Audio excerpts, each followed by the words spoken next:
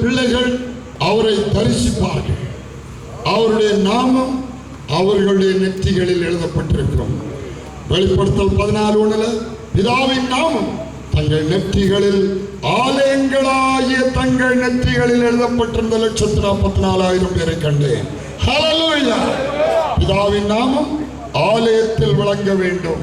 பிதாவாகிய தேவனுடைய நாமம் ஆலயமாய் விளங்கின இயேசு கிறிஸ்துவில் கன்னிமரியாளின் வயிற்றில் உருவான சரீரமாய் ஆலயத்தில் அந்த நாமம் விளங்கினது. பிதாவின் நாமம் குமாரனில் விளங்கினது. அந்த நாமம் இயேசு. ஹல்லேலூயா! இயேசுவின் நாமத்தில் வானோ பூதலத்தோ பூமியின் கீழானோ யாவருடைய முழங்காலும் முடங்க வேண்டும். ஆமென். அந்த நாமம்தான் மணவாட்டிக்கு தரிக்கப்பட வேண்டும். மணவாளனுடைய பேர் தான் மணவாட்டிக்கு தரிசிக்க வேண்டும். இயேசு மணவாளன் அவர் வரப்போகிறார். இயேசு மணவாளன் நம்மை சேர்க்குவான். மத்திய வானில் வெளிப்படுவான். காலம் ஆசன்னமாய். ஹல்லேலூயா! ஒருங்கிடாம் சகோதரரே, ஹல்லேலூயா! இயேசு கிறிஸ்துவின் நாமம் நெற்றிகளில் தரிக்கப்பட்ட ஆட்டுக்குட்டியானவருடைய மணவாட்டியாக, இயேசுவின் நாமம் தரிக்கப்பட்ட தேவனுடைய பிள்ளைகளாக, மணவாட்டியாக, கிறிஸ்து என்னும் ஒரே புருஷனுக்கு கற்புள்ள கன்னிகையாக ஆயத்தப்படும் மணவாட்டியாக, இயேசு கிறிஸ்துவின் நாமம் தரிக்கப்பட்ட மக்களாக அவருடைய வருகைக்கு நாம் ஆயத்தப்படுவோம். தேவனும் ஆட்டுக்குட்டியானவரும் அவருடைய நாமம் அவர்களுடைய நெற்றிகளில் இருக்கும். ஆமென், ஆமென். என் நாமம் தரிக்கப்பட்ட என் ஜனங்களை கொண்டு வா என்பேன். என் நாமம் தரிக்கப்பட்ட என் ஜனங்களை கொண்டு வா என்பேன் என்று இயேசுவில் ஆண்டவர் சொல்கிறார். ஆமென்.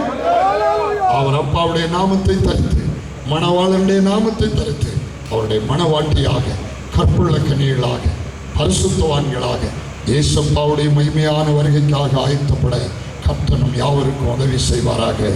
ஆமென், ஆமென்.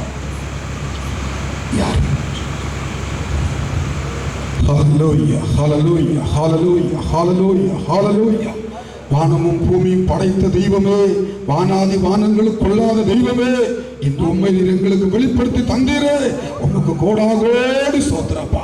நீர் யார் என்பதை அறிந்து கொள்ள ஒரு பாக்கியத்தை எங்களுக்கு தந்தீரே, உமக்கு கோடாகோடி ஸ்தோத்திரம். இயேசு கிறிஸ்துவை அறிகிற அறிவில் வளர ஒவ்வொருவருக்கும் கிருபை செய்யும். ஒவ்வொருவருக்கும் கிருபை செய்யும். ஒவ்வொருவரும் இயேசு கிறிஸ்துவை அறிகிற அறிவில் வளர்ந்து வர கிருபை செய்யும். கோடாகோடி ஸ்தோத்திரப்பா.